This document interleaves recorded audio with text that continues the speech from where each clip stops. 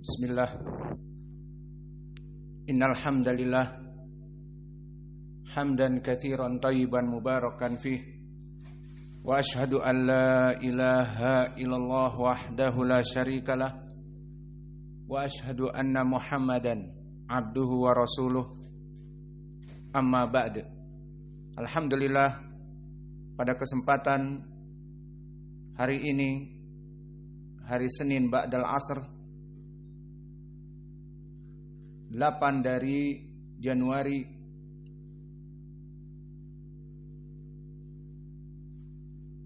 2024 bertepatan dengan 26 Jumada Ats-Tsaniyah 1445 Hijriah.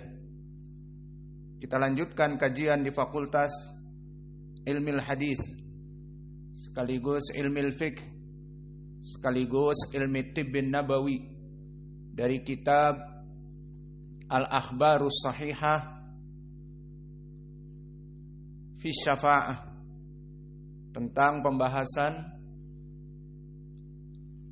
fil hijamah, kumpulan hadis-hadis yang sahih di dalam permasalahan berbekam.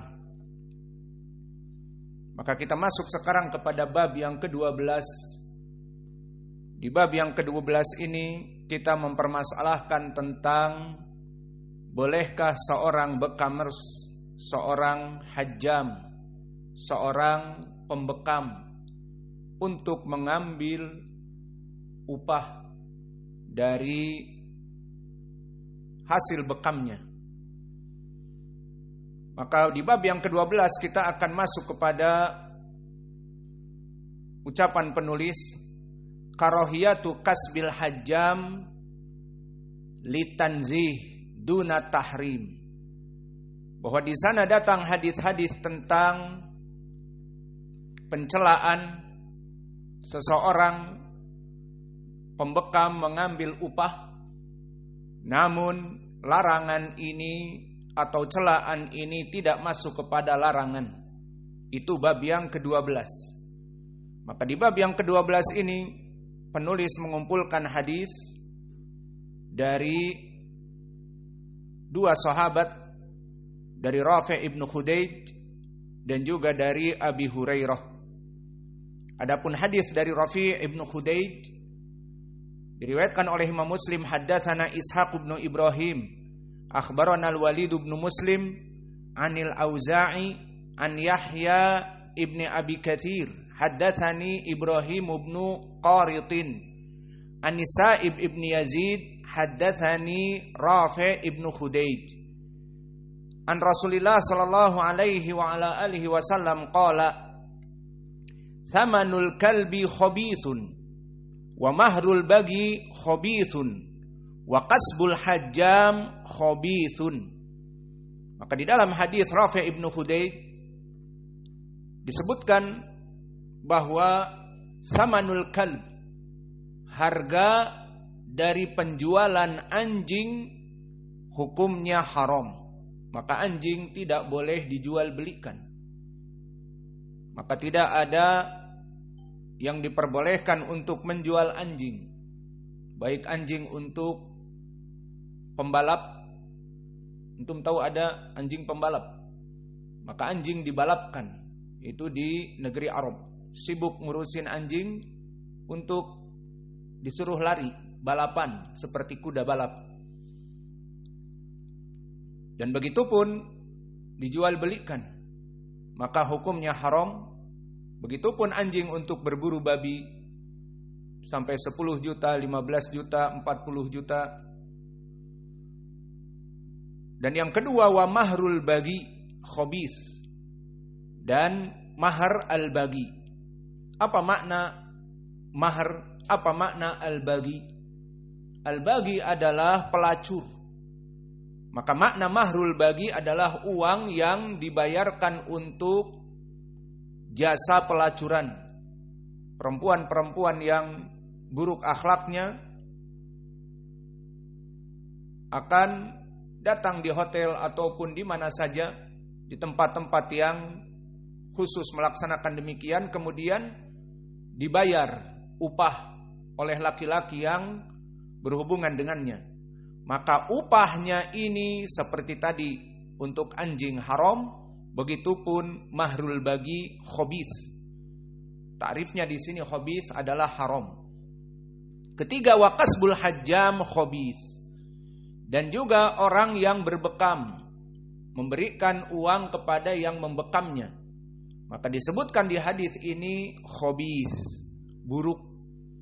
Di sini menjadi pertanyaan, apakah makna buruknya sama seperti uang untuk perempuan pelacur atau uang untuk membeli anjing?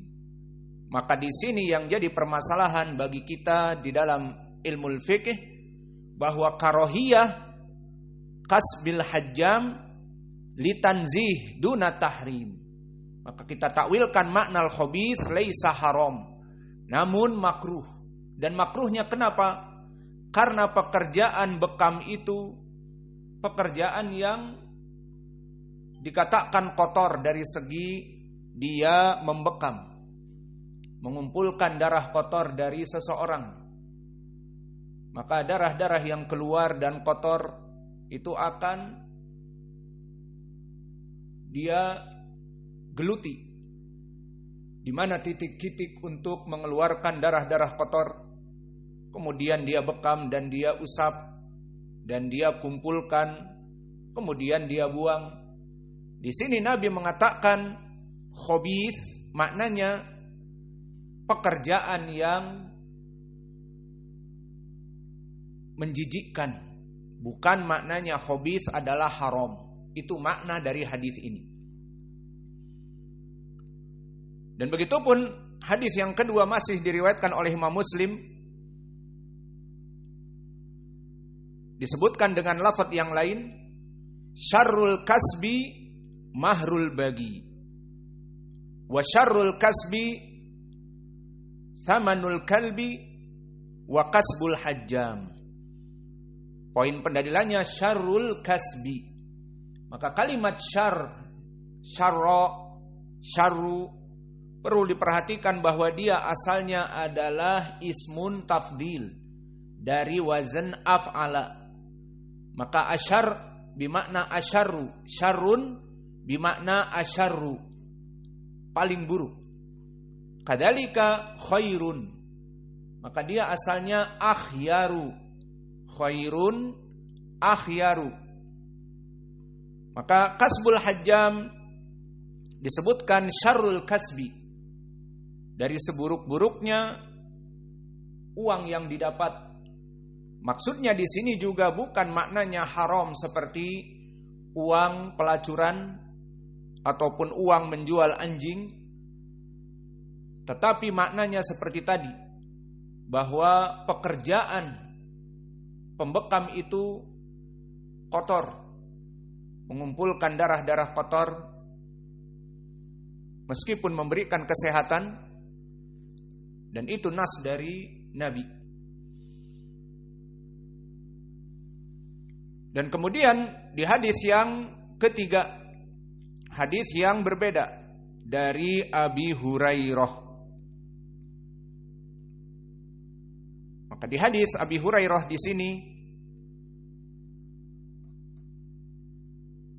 disebutkan dengan tentunya jalan yang lain dan juga lafaz yang hampir sama.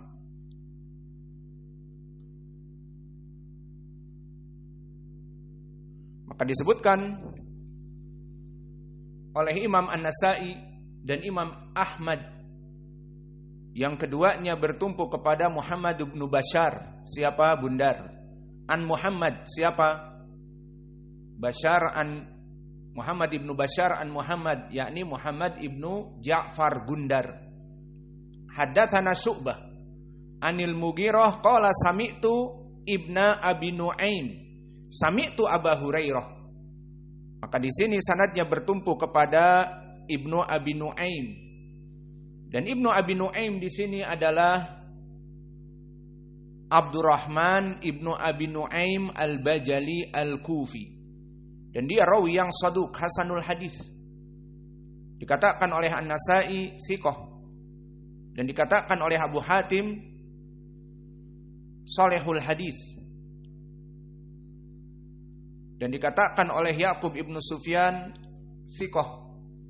Dan berkata Yahya ibnu Ma'in dhaif.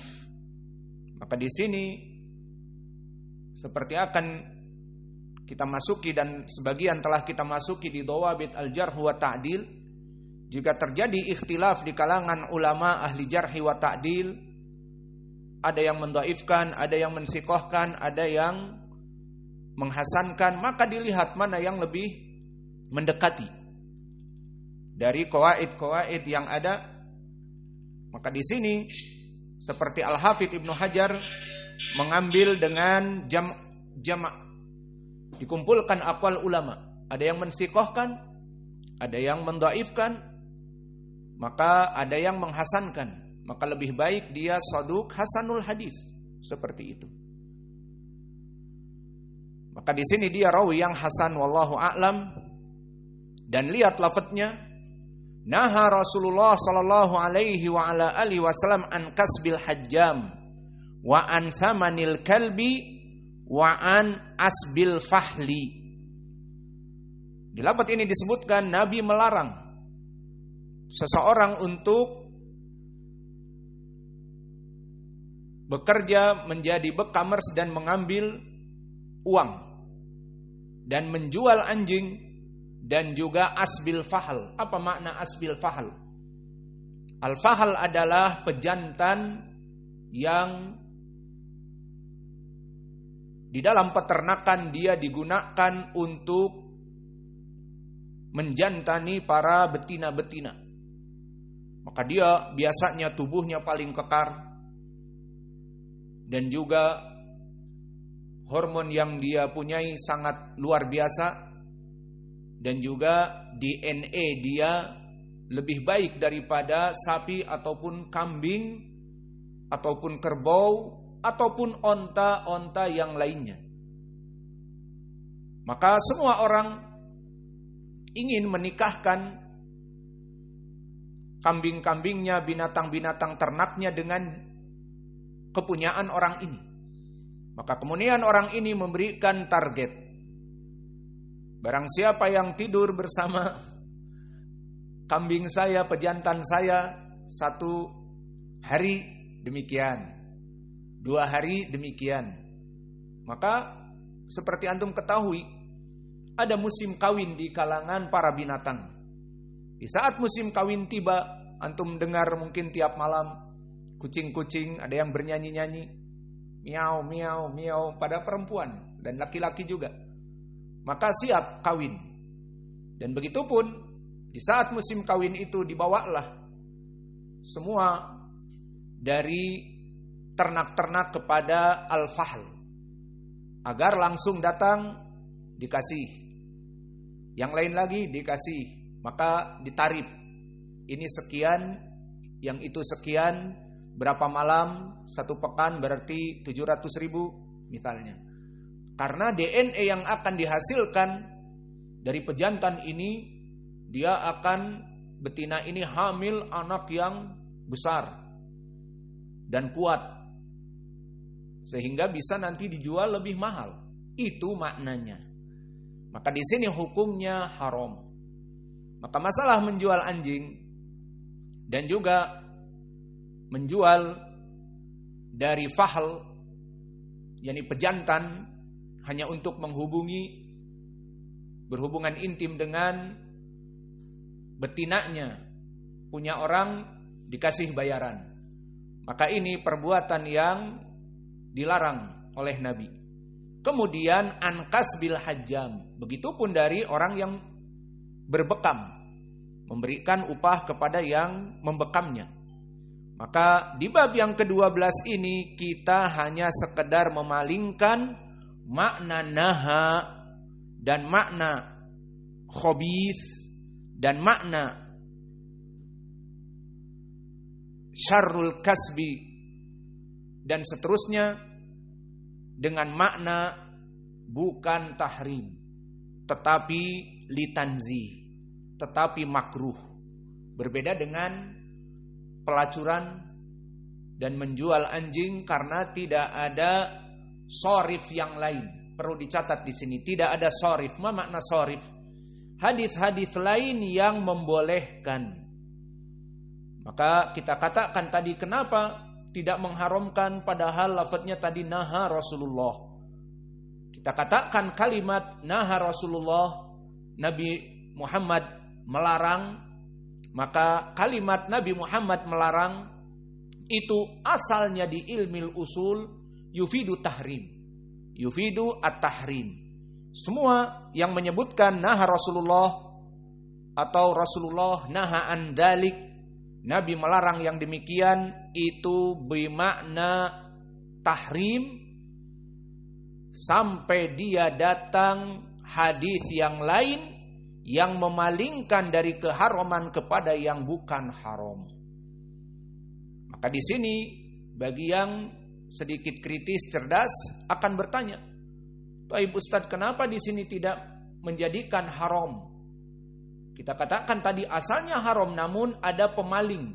Mana pemalingnya? Itulah yang akan kita bahas di bab yang ke-13.